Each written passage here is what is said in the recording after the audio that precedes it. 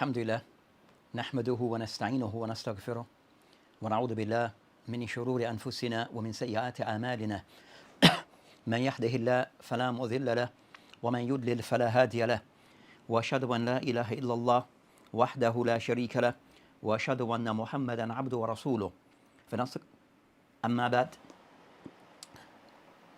In continuing discussing the book Blughul Al-Maram, inshallah ta'ala, that today inshallah ta'ala we'll be trying to discuss concerning, continue discussing the Bab Kitab Al-Wudu, where Imam Ibn Hajar rahimahullah, he discussed over 20 something hadith regarding Al-Wudu. So we had started in the last session with the opening hadith that he mentioned regarding As-Siwak. So we covered regarding concerning the Masail that relates to As-Siwak. So today we'll be now starting concerning what he mentions regarding a hadith that relates to Sifat al-Wudu. So we started with the first hadith of Imran and Uthman bin Affan, and then we'll discuss the hadith from there, bi'idhnillahi ta'ala. Aywa. Alhamdulillah, wa salatu wa salam wa rasulillah. Hadith number 30 from the chapter Wudu. Narrated Humran, the man who met a slave of Uthman radiallahu anhu. Uthman radiallahu anhu called for water to perform ablution. He washed the palms of his hand 3 times, then rinsed his mouth and sniffed water in his nose, then blew it out. He then washed his face 3 times. Thereafter he washed his right hand up to and including his elbow 3 times, and the left one in the same manner. Then he wiped his head with wet hands. Then he washed his right foot up to and including the ankle 3 times, then the left one in the same manner. He then said, I saw Allah's Messenger sallallahu alaihi wasallam perform an ablution like this ablution of mine, agreed upon. So this is the hadith that is mentioned here as being the second hadith regarding Sifat al-Wudu. So Ibn Hajar rahimahullah, that when he mentioned this hadith of Humran and Uthman ibn Affan radiyallahu anhuma, or radiyallahu anhu, where the Prophet Islam, that he gave a description of the Prophet Islam al-Wudu. So in discussing this matter, especially concerned that we're discussing matter that relates to Sifat al-Wudu and other ahkam that relates to ibadat. So we'll be discussing certain description of different acts of ibadat and the ahkam that relates to this. But before we go into this matter, that the normal system that we will follow, that we normally give a biography of the Sahabi if the first time that he's mentioned. Also we discuss concerning the takhrij of the hadith, where we try to go back to the reference of the hadith and also to know the aqwal of the ulama pertaining to the hadith, if especially the hadith is outside Bukhari and Muslim, and what has been said by the ulama pertaining to this particular, to the hadith that is being studied. Also of those things that to be mindful of, that we think that is very important for one to note, that in studying concerning matter that relates to fiqh, especially concerning kutub al-ahkam al-fiqh, that when we will be start discussing certain details that relates to a different ahkam, we'll be discussing concerning wudu by way of how to perform wudu correctly. This is based upon hadith as stated, as we have stated before, that regarding concerning ibadat, that as the ulama have clarified regarding that to the husl, regarding ibadat is hurma, that one is not allowed to do something unless we have dalil to prove that that thing can be done.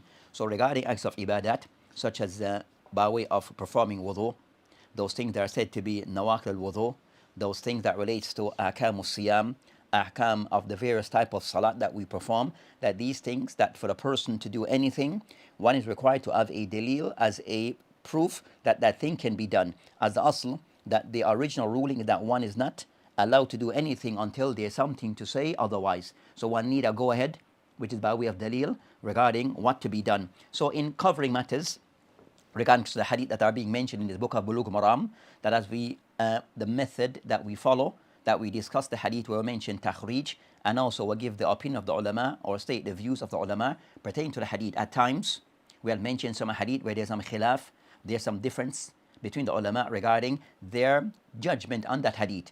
And most concerning ulama who are known to be, who have written on this particular topic, the ulama of hadith.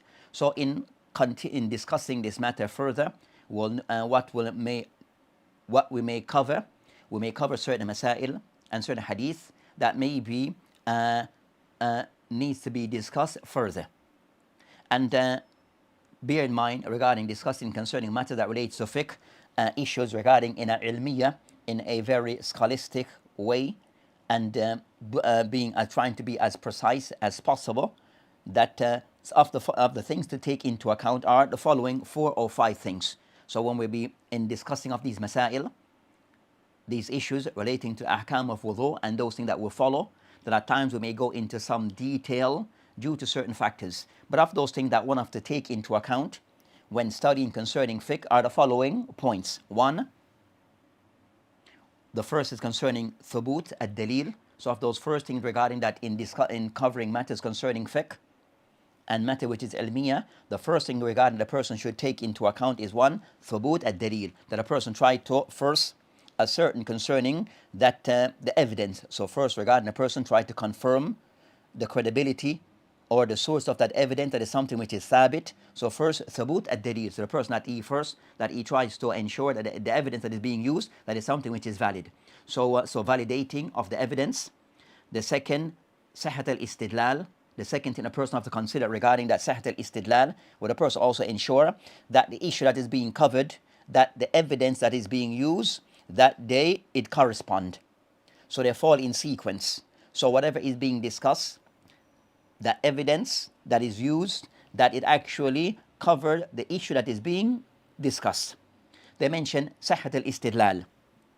The third thing, also point regarding matters of fiqh, is salamat min al-nasik. The person to ensure that the evidence that is being used, also that it is something which is free from any form of, that's something which is abrogated. So that is free from any form of abrogation. So it's not something that was applied once, but then that ruling was removed by way of it was abrogated. So the person to ensure that that also is in place. And the fourth of those things that we have to take into account in studying concerning al-fiqh, salama min al-ma'arada. That is also, there's nothing that contradict the position that you have taken. So the person ensure that whatever conclusion is, that a person also that is aware of those things that may contradict this or go against this, by way of either one that you might find. So these are the things to take into account. Fifth, that one can add regarding these points that one should be mindful of in studying of fiqh, especially these masail that can go into detail, where the person does not want to be left where he's uncertain, he's confused. Is this thing thabit that I'm doing? Is this thing which has been confirmed by way of the sharia that I'm doing or not? And at times we might hear of the differences between the ulama. And the person, one sheikh is saying this, one also is saying that, but they seem to be conflicting. So what to be done in those cases? And why the ulama that they differ, why they're different between themselves. So the fifth of those things regarding that is concerning marifatu majal al-ijma wal majal al-khilaf, where also the person that is aware of the areas where the ulama are in agreement, and all those areas of the ulama that they have a legitimate difference. So also these are the things the person have to be mindful of. So the first of the point regarding thubut ad-dalil, the person have to confirm that the evidence that is viewed is something which is solid, it is something which is sound, so ensuring the soundness of one's dalil. And this it means concern the person, one, identifying what is said to be a dalil. So of those things, the person identifying what is said to be dalil. So in brief, we have Quran. Person does not need to confirm the validity of the Quran. Second of those ad-dalil that are used is as-sunnah. The third, al-ijma. And the fourth, al-qiyas, al-mu'tabar.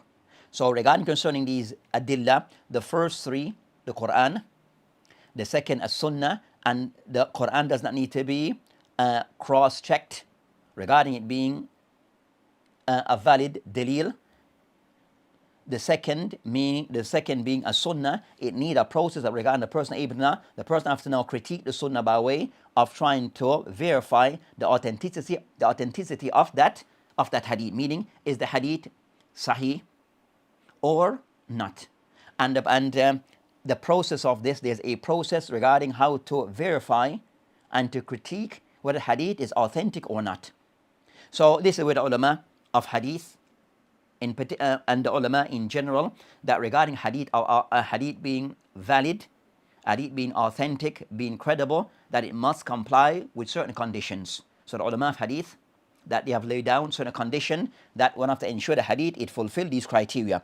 And these criteria are somewhat very, they are well known and have been attested and have been mentioned in the books of hadith. So regarding the books of the books that discuss concerning Mustalah al-Hadith, they will cover these conditions. So if one was, for example, go back to a book, a renowned book regarding ilm al-hadith. The book, for example, of Ikhtisar Ulum al-Hadith by Hafiz Ibn Kathir rahimullah, where he mentioned this Muqtasar, where he mentioned قال أما الحديث الصحيح. So he's going to clarify concerning what is said to be hadith, what is authentic.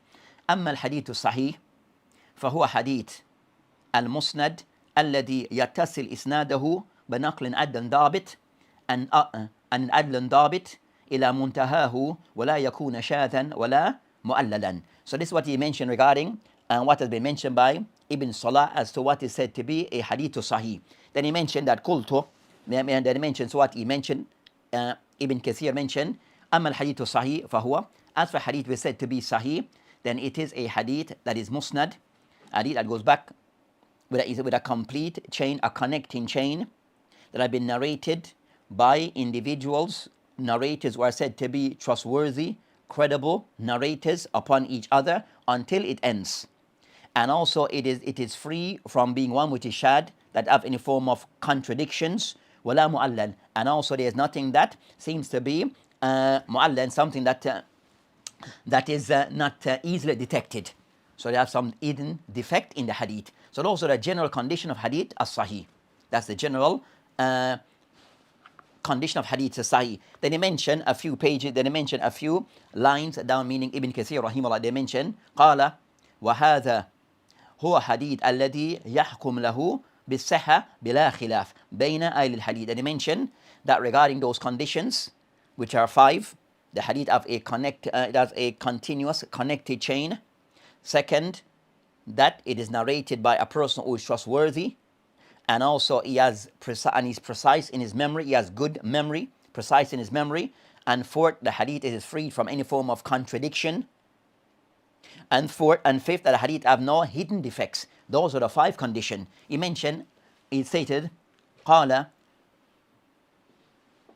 فهذا هو الحديث الذي يحكم له بصحة, that if a hadith fulfill these criteria, those 5 conditions, it is said to be hadith which is sahih. They mention بلا خلاف بين أهل الحديث, and there's no difference between the ulama of hadith. Satan, there is an ijma between the ulama of hadith regarding the criteria that they have in place regarding hadith being graded as being authentic. So that's concerning that matter that one has to take into account. So we mentioned this matter that then he went on to mention, after he mentioned فَقَدْ يَخْتَلِفُونَ فِي بَعْضِ الْأَحَادِيث. They mentioned that the ulama of hadith at times may have a difference between themselves regarding ba'd hadith, regarding some hadith. Meaning, I mentioned لِإِخْتِلَافِهِمْ فِي وُجُودْ هَذِهِ أَوْصَافٍ. Why? They have a difference between themselves, the ulama of hadith, regarding their judgment on some hadith. He mentioned لِإِخْتِلَافِهِمْ فِي وُجُودْ هَذِهِ أَوْصَافٍ, because they may differ at times regarding are all these conditions met or not. So one alim might hold that all those 5 conditions are in place regarding a particular hadith, so he graded to be authentic, while another may disagree and all that not all the conditions are in place, so he may abstain from that, he may classify the hadith as being not authentic. So it goes back to that factor. Are these conditions in place or not? But all these conditions must be in place. I mentioned أو في اشتراط بعضها كما في المرسل أو. So you have that so the ulama of hadith that they may differ regarding are these conditions regarding a particular hadith, are they fulfilled or not. We mentioned this point as an introduction regarding a matter that as we'll be discussing these matters, that we will discuss some of the differences between the ulama and their judgment on some hadith, or their grading on some hadith. And some of these hadith are hadith that it is in those hadith that are discussed between the ulama. At times, we might find of latter day time that some of the people that they may accept a hadith to be authentic because of the judgment passed on those hadith by ulama of either of contemporary time or of recent times. And they have accepted this without any challenge. Even though there's a khilaf, there's a difference between the ulama, a legitimate difference. But it has been somewhat been accepted by some and become somewhat popular, a common become popular amongst some, where they take this hadith to be authentic based upon the judgment passed by a particular alim on this hadith. So most or some may kind of somewhat just go along with this without any challenge, even though there may be a legitimate difference, and this may have an impact regarding certain ahkam that can be taken from these hadiths. So, for example, the hadith of Uthman bin Affan that is mentioned here, that is hadith is the asl of one of the hadith, a main hadith on this chapter, the discussion regarding wudu. But then Ibn Hajar, he mentioned about 26 hadith, other hadith that discuss concerning different components of wudu. But the first hadith of Uthman discussed wudu in general, give us a general description of wudu. Then the other hadith that comes after that he mentioned give us certain aspects of actions of the wudu, of parts of the wudu. So some of those things you might find a difference between the ulama. As we mentioned, that for some we have become accustomed to knowing the judgment passed by the ulama of either of contemporary times or of recent times. So you might find that the names that are popular regarding judgment in the hadith, we have the name of those of the past. We have concern of that were more popular. We have An-Nawawi, Ibn Hajar Al-Asqalani. We have also Sheikh Al-Albani. Of time, mention a name concerning Shuhaib Arnaut. Also Abdul Qadir Arnaut, Sheikh Muqbil ibn Hadi Al-Wadi. So these are the names that are more popular in amongst us regarding those names being attached to them passing judgment on hadith. But they are more of contemporary or of recent, of ulama of latter day times. But also we have judgment of hadith, judgment have been passed, grading have been passed upon hadith by the likes of Ahmad bin Hanbal, Bukhari, Tirmidhi also comments on some of the hadith in his book. Abu Dawood comment on some of the hadith in his book, in his Sunan. Also An-Nasa'i comments on some of the hadith in his book. So the ulama of past does this, have done so. So that we also have to, we have Yahya ibn Ma'in, Abu Hatim al-Razi, Abu Zur'ah, that we find that these ulama of times have commented on some hadith, have commented on many hadiths. But their views are not per se that well known. But it does exist. So for the Muslim to be mindful of the judge of the be mindful regarding that we're able to can tap into, and that we are aware of the judgment of the ulama of the past, of the ulama of the classical, the ulama of the past regarding their judgment on the hadith, and also just as we may be aware of the ulama of contemporary time. But we cannot not be interested or aware of the views of the ulama of the past. We cannot ignore those views. So we have to take them into account. We have to be and then compare their statement with that of the ulama of latter day times, of more contemporary times. So these difference does occur between the ulama regarding their judgment on hadith, and this can have the impact regarding the masail or issues or rulings that are taken from these hadith. So those who authenticate the hadith will owe that rukum that would take the ruling that is taken from that hadith and own it to be something of the sunnah of the sharia. Those who may not see the hadith as being authentic, then they may not per se take to those views, because the hadith is not for them confirmed. When we mention that hadith, it consists of 5 conditions. Ittisal sanad, it have a connected continuous chain. Second, adalatul rawat, that narrated that they all credible, trustworthy individuals, upright individuals. Dabt al-rawat, that narrated that they are known for their good memory. Fourth, adam al-illa, the hadith is not have any hidden defects. And the 5th condition is adam al-shudu, the hadith have no contradiction. There's no contradictions. As for the first 3 that I mentioned regarding the condition that I mentioned, ittisal sanad, continuous connected chain, adalat al-rawat, the credibility of the narrator, and third, dabt al-rawat, and also the preciseness in their memory. You find that most, when they study and discuss hadith, they mainly discuss those 3 points. So you might find that at times a lot of discussion regarding judgment and hadith, that it more revolves around those 3 points. As for the latter two, the last two, there sometimes not attention is not given to it to a level which is to the level that it is that it should. So you might find that the level of discussion relating to Adam al-Shudud wa Adam al-Illa is not to the extent that it should, but especially by latter day of times of the ulama of latter time. And for the ulama of the past, of the old, they do give this a lot of attention. So this is something to bear in mind. So at times we may mention things that we might find that there's a khilaf between the ulama, and we mention the reason and those who have taken a particular view and the reason why they have come to such conclusion. So there's something to be mindful of, and at times it may highlight that there's hadith that for us we might accept that is authentic, but the reality is not the case. That is a discussion on the hadith. And maybe at times the view that all the hadith to be, that you have to look carefully at the views that are there and then try to critique those views to see which of those views are more correct.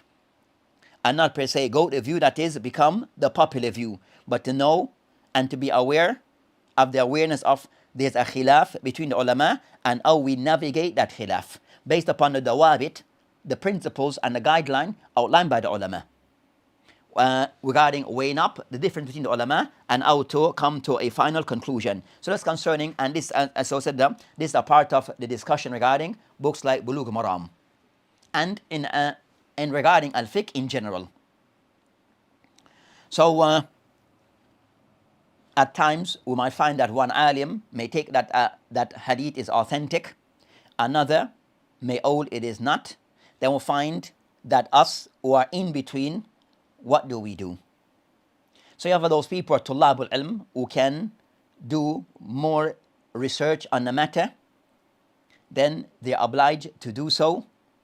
And those who are the general people who do not have that skill to look into the matter further, so they have to go with those people, the ulama, that they believe to be are more credible and more precise on this topic. They have to go with those ulama who they believe that they are more precise on that topic, and they accept concerning the view of that person until they have come to know otherwise with dalil.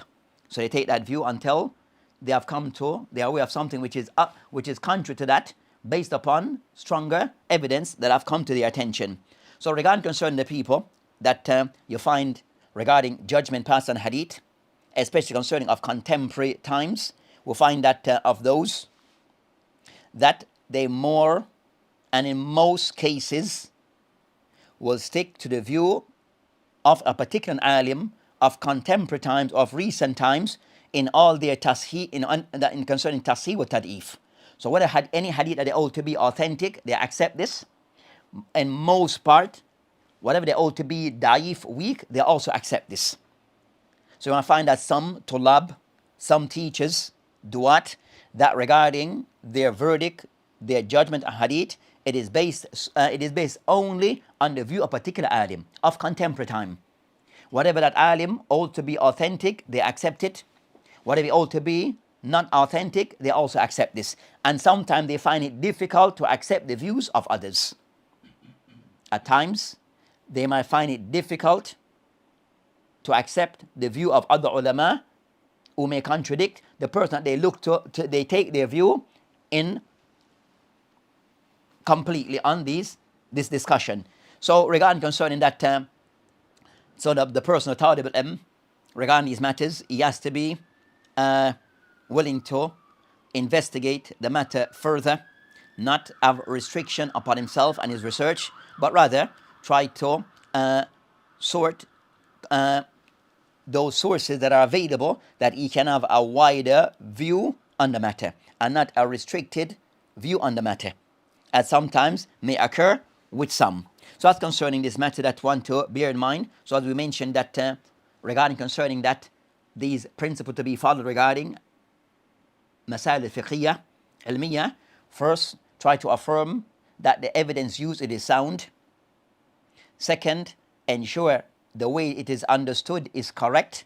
Sahih al-istidlal, so the understanding is correct, that what is used as the evidence, it actually proves the point that is being discussed. third, the matter that is the personal conclusion, there's nothing that contradicts it, of it being something which is abrogated, so that is not present, and also it is free from any form of contradiction. And I will also mention that also the person that he investigate regarding that is this matter, there's a matter of ijma' that have been confirmed and there's no opposition, or the matter of khilaf, and if there's a matter of khilaf, what are the views of the ulama on that discussion. So in discussing concerning these masail, then these are the things to take on board. And not so regarding concern the first hadith that is mentioned here, so going back to the hadith of Imran ibn Husayn, and just also to add regarding concern the matter regarding al hadith, that as mentioned, that is of those areas regarding trying to sift out when hadith may seems authentic, but the reality it is not.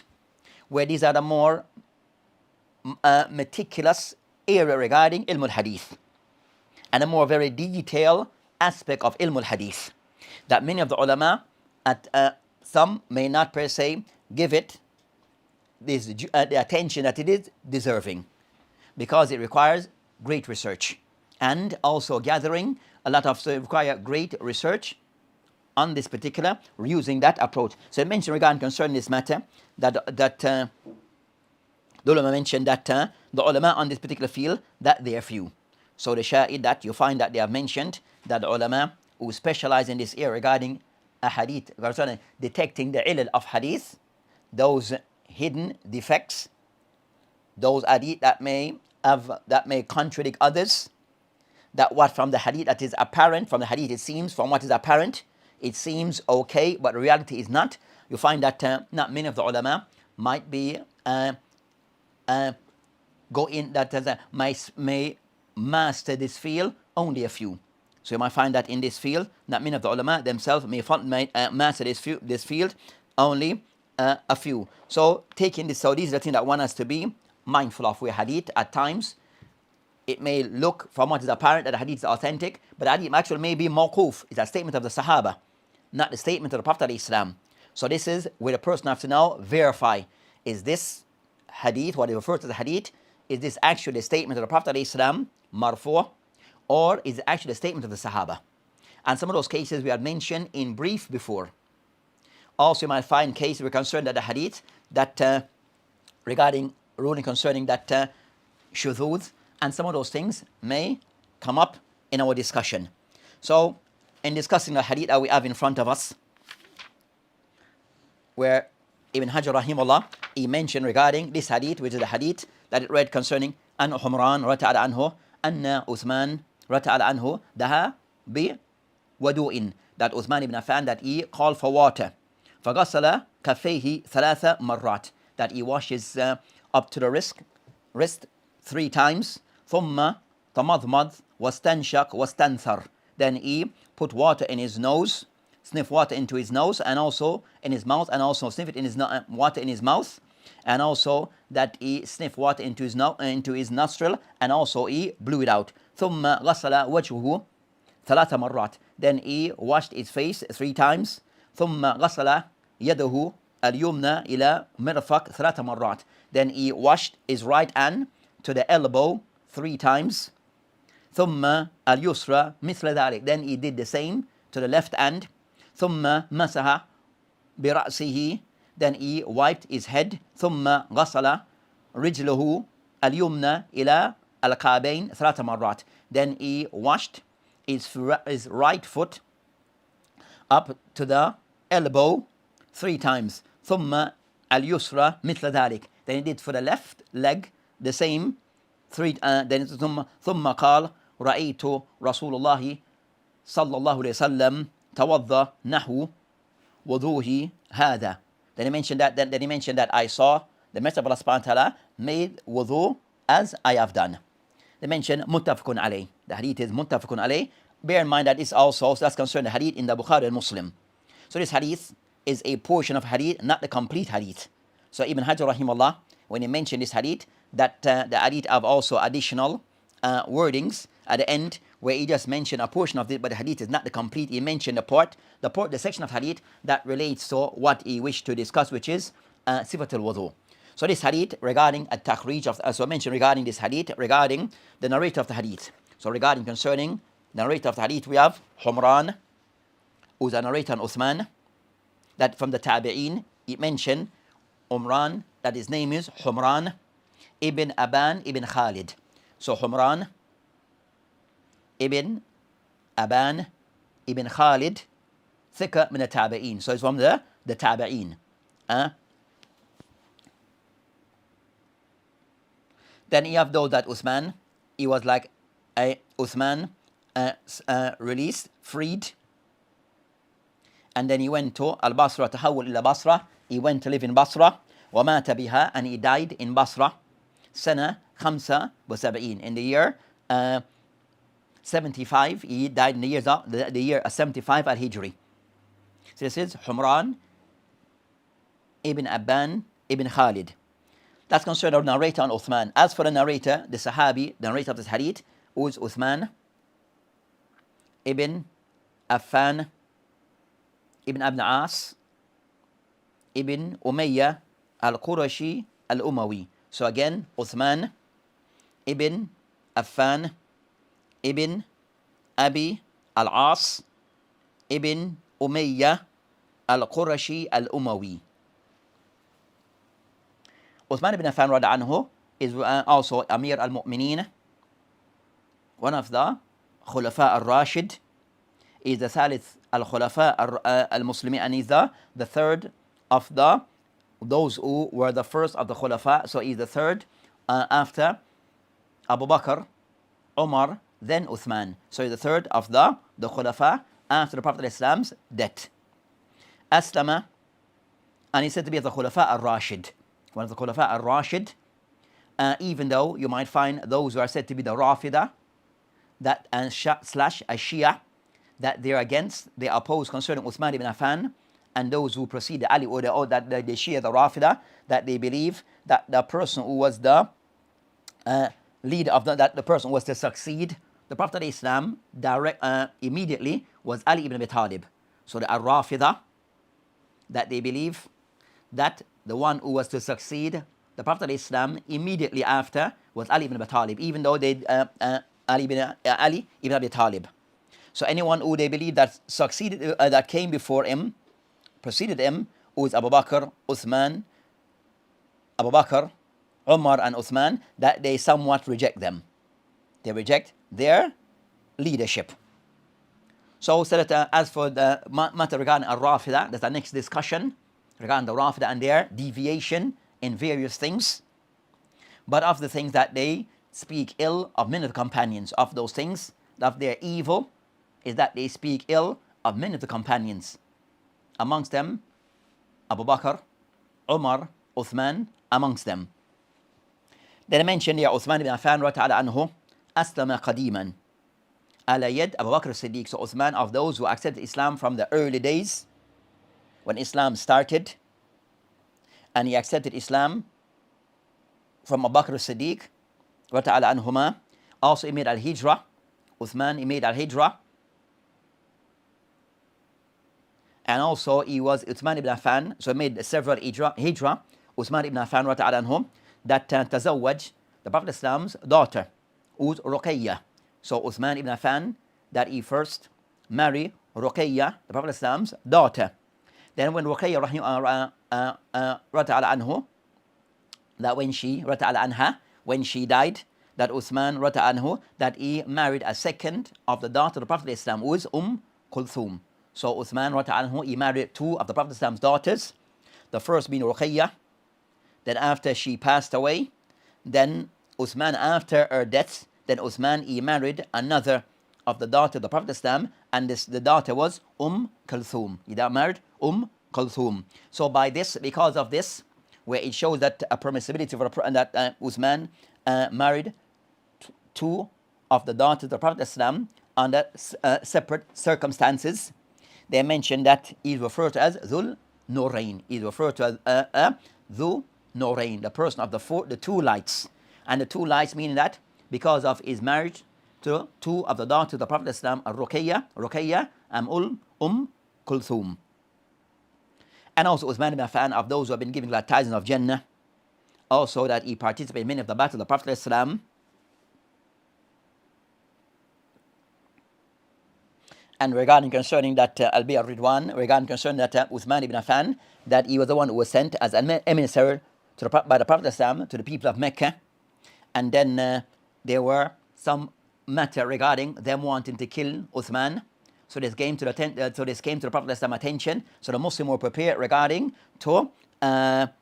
concerning this treachery against the Prophet Islam and Uthman, that they wanted to kill Uthman. So the Prophet Islam and the Sahaba, that they were prepared concerning that to go into battle regarding this treachery by way of the Quraysh then.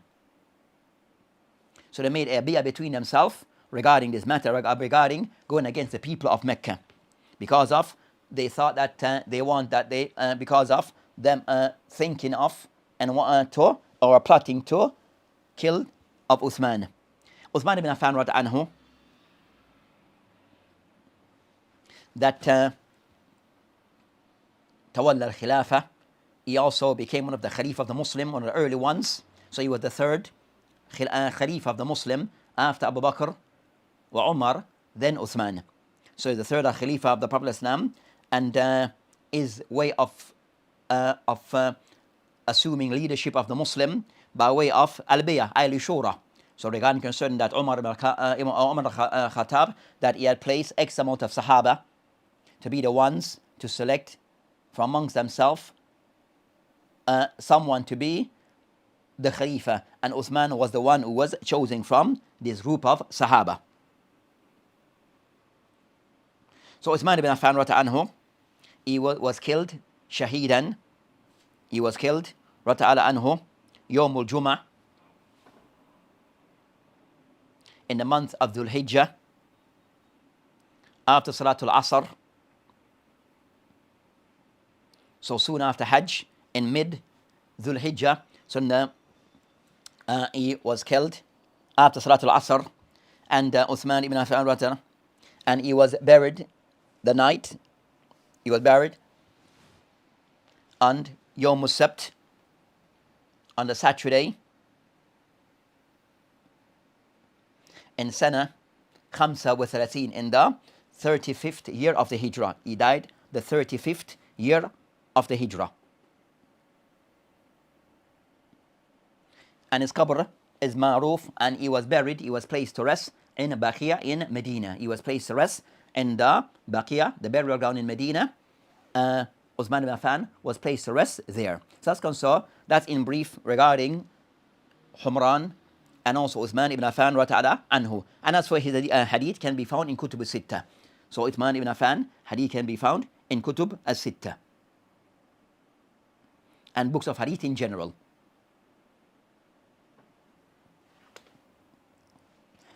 As for takhrij of the hadith, so as for what is mentioned regarding concerning the takhrij of this hadith, that Sheikh Halaq, in his checking of the book or editing of the book Blughul Al-Maram, when this hadith is mentioned, he stated a hadith that Imam Ibn Hajar rahimah mentioned Mutafiquon alay, the hadith in the Mutafiquon alay, and also he mentioned, well, the wording of this hadith is taken from Sahih Muslim. So the wording of this hadith is found in Sahih Muslim, but the hadith is found in Bukhari and Muslim. But this wording, as mentioned here, is the word that is found in Sahih Muslim. As for takhrij of the hadith, he mentioned akhrajahu Bukhari,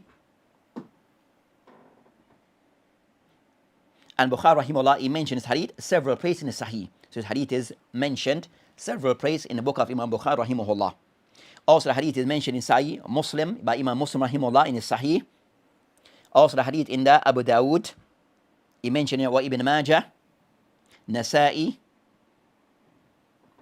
also Al-Bayhaqi fi Sunan al-Kubra, Darakutni, Abu Awana fil Musnad. So the hadith can be found in these books. So he mentioned here Bukhari wa Muslim, others Abu Dawood, Ibn Majah, Nasa'i, Bayhaqi, Darakutni, and Abu Awana.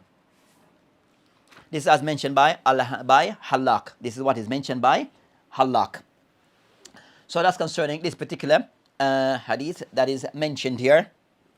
That hadith can be found in many sources, but those are some of the sources that this hadith is mentioned. And also this hadith also, with it has come, the hadith of Uthman bin Affan, also you have this the narration in Bukhari and Muslim, but also in other books of hadith, also it have other additional wordings.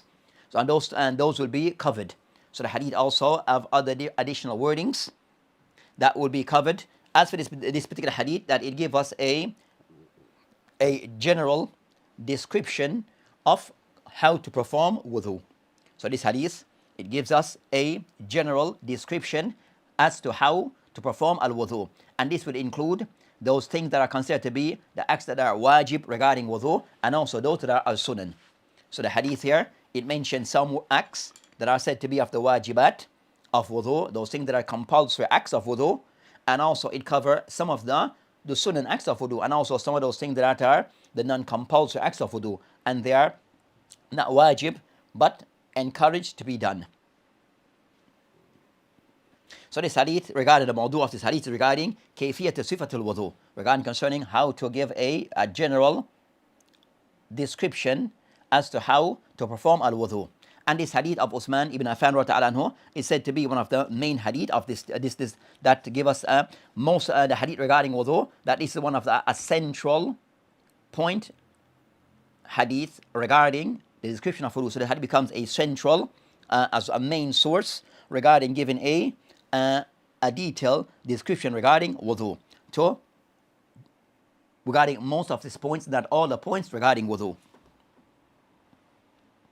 So some of those additional wording that I mentioned, some of these that they would be discussed, as we mentioned, Ibn Hajar rahimahullah, that he mentioned over 26 hadith regarding wudu in this particular chapter regarding wudu. So and some of these points, this hadith, the first hadith, give us a more general description. Other hadith that follows will give us a breakdown regarding different aspects of wudu, different points and actions of wudu.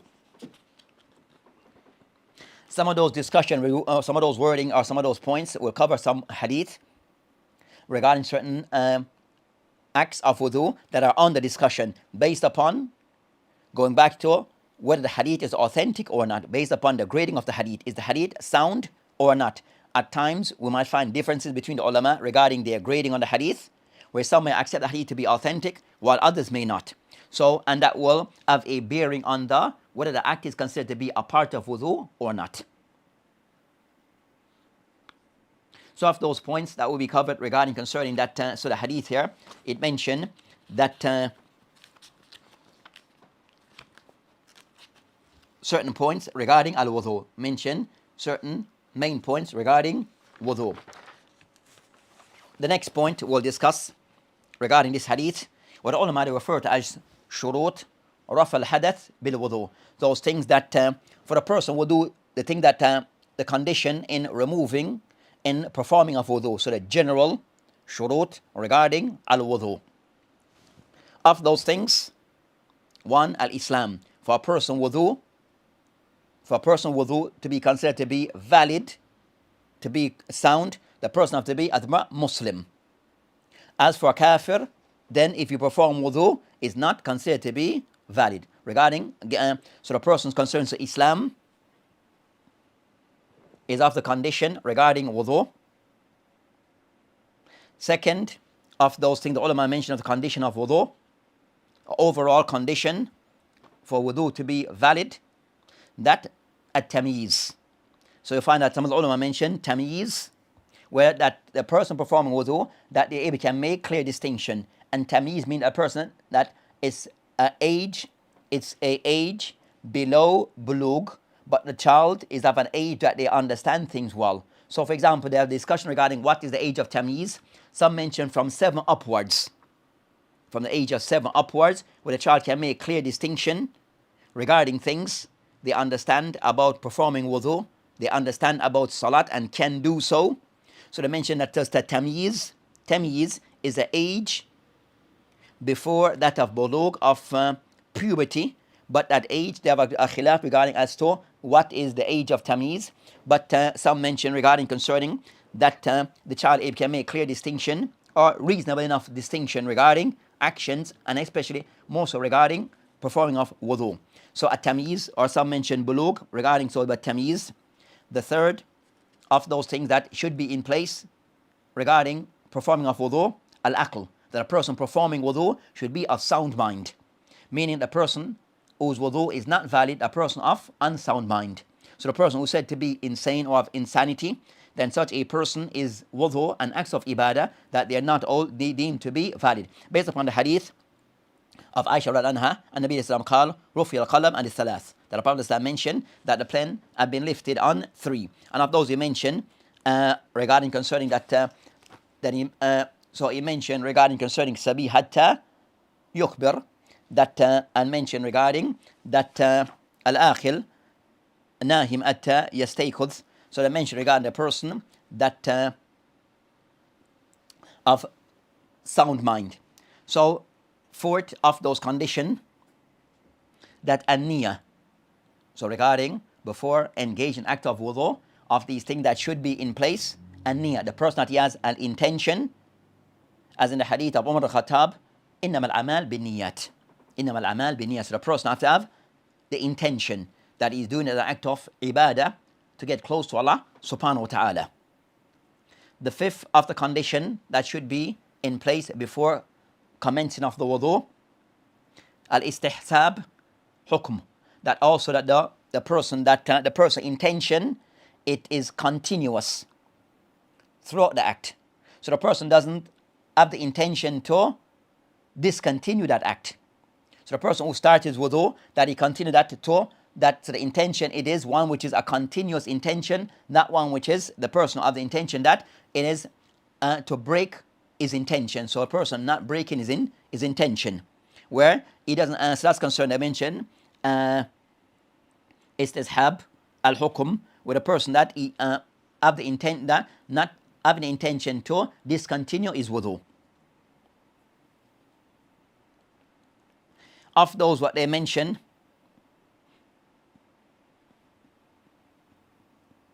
inqita al-mujib. Inqita al-mujib. What is meant by inqita al-mujib? With the ulama, they mean by this that the person, for example, in performing wudu, he should not be passing wind and still continuing.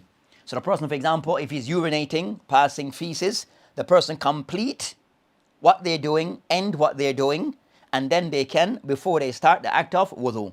So inqita al-mujib, so those things concern the person that they have completed those things that nullify, they have completed those things that nullify the wudu, they have passed those things and now can move on. So the person, after those things are now removed, have ended, have completed those things that, like for example, passing of wind, defecating, and the likes, then when a person end those things, then he move on to performing of wudu. The next, what will follow would be the seventh of those things that a person of the condition that should be in place before of wudu, istinja. What referred to as istinja, and that will be discussed further as a separate chapter, more in detail regarding ahkam istinja, that a person also have to be able to can clean himself correctly. So removing, cleansing of those things that need to be removed from the body before the person can commence in performing of al-wudu. So izalat al-najasa. So izalat al-najasa of those things from the body with either using of water or other things that can be used. So the person removes or al-istinja. So the person will wash himself, cleanse of himself, wipe himself after performing carrying out certain acts. Thamin, the 8 of those things that should be in place, tahur, that concerning the purification of the water. So the water being used should be tahir. So the water should be one which is tahir. The water that is being used is one which is pure and suitable for the use of wudu.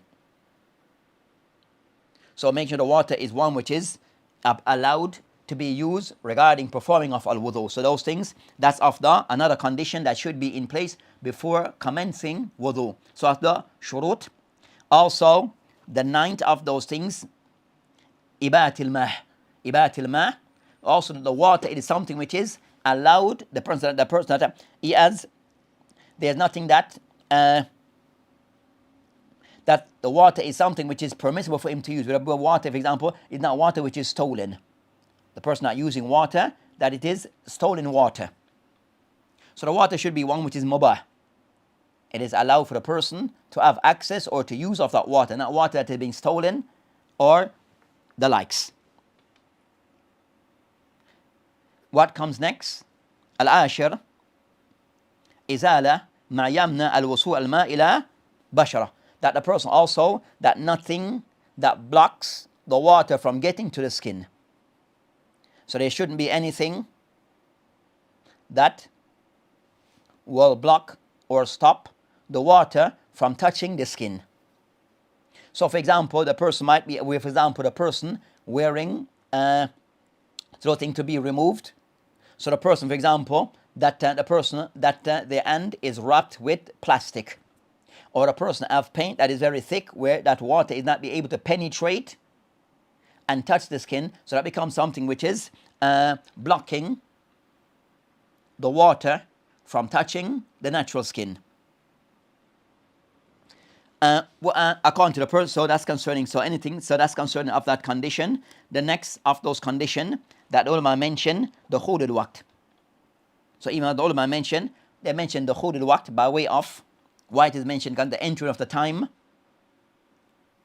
where of the ulama, a discussion between ulama to be discussed perhaps more in detail further, that a person that have a continuous hadath, the person of a continuous form of act that nullify his wudu. So for example, a person who pass, for example, wind constantly, or they urinate constantly.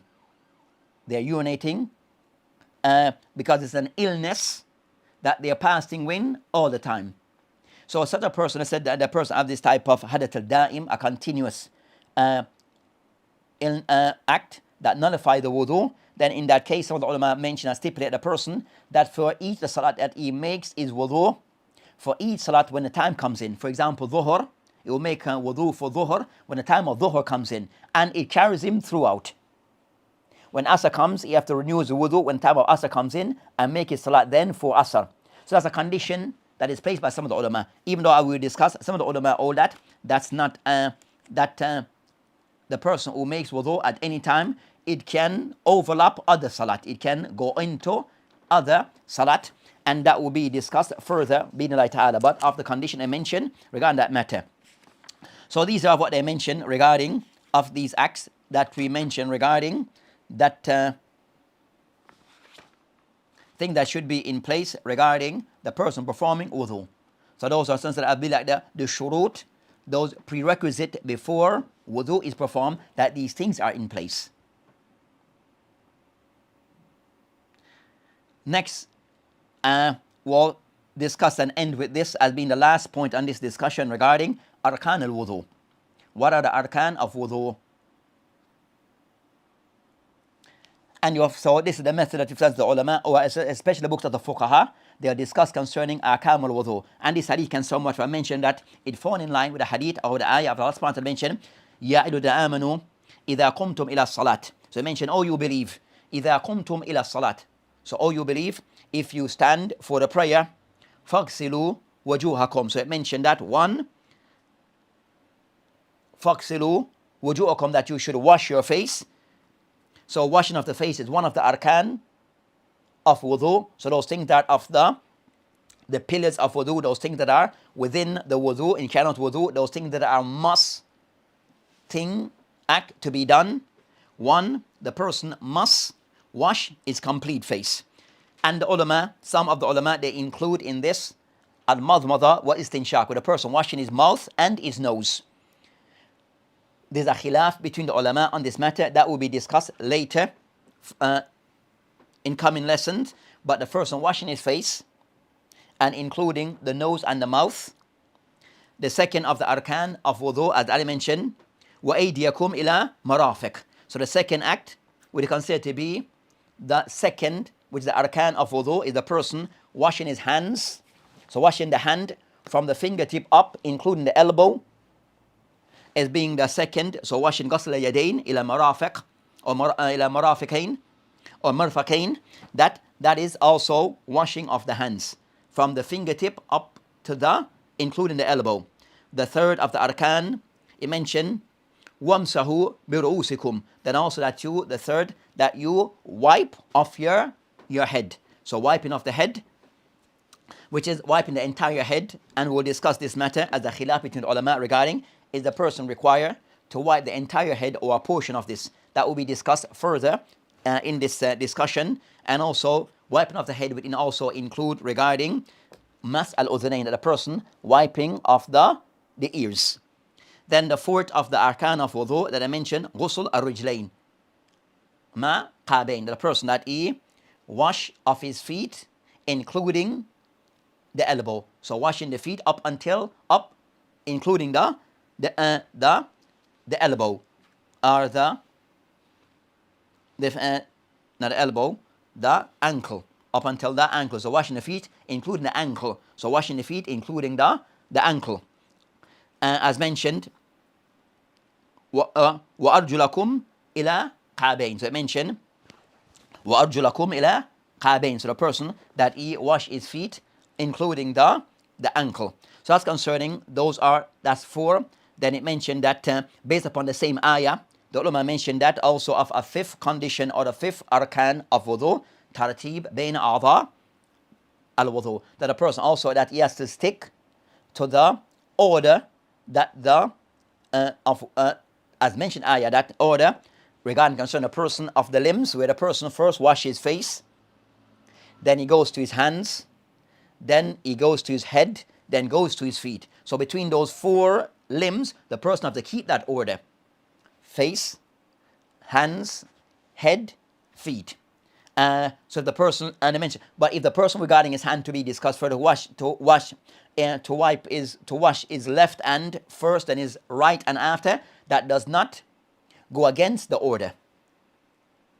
That has to be discussed. But if the person was to wash his feet first, then go to his face, then hands, then head, then that the person now going outside of the order. He's now breaking the order and that sequence. So the person sticking to the order: face, hands, head, and feet. Then they mention regarding concern the sixth of these of the arkan, mawalat, with a person that everything is done close to each other. So regarding concerns that where there's not a wide gap between these acts, and that so that a wide gap between these acts. So these are these acts. So they're done. So these are the acts that are done continuous, without. So these are the six arkan of wudu as mentioned the ayah, and what the ulama have concluded based upon the ayah and also the hadith. So that's concerning this matter regarding the arkan of wudu. So we mentioned regarding concerning that shurut and also the arkan, and these arkan that they are 6 arkan that a person have to fulfill. And we'll go through as for the actual description by itself, the description and all the rule that applies to each limb and to each act, then those will be discussed regarding what is mentioned in hadith of Uthman and also other hadith. So that's concerning the start of this hadith.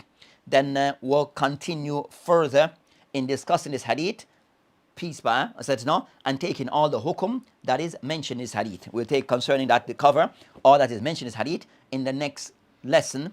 The next session we'll discuss this hadith regarding all the fawahid and all the ahkam that can be taken. So we have not yet discussed the ahkam in some detail that can be taken from the hadith of Uthman bin Affan regarding sifatul wudu. So that will come next, inshaAllah ta'ala. So today, inshaAllah ta'ala, we'll end this session and continue next week or the next session regarding ahkam al-wudu. With this, inshaAllah ta'ala, will end. وبالله تعالى توفيق وهذه السبيل والآخرة والحمد لله. Assalamu alaikum wa rahmatullah wa barakatuh.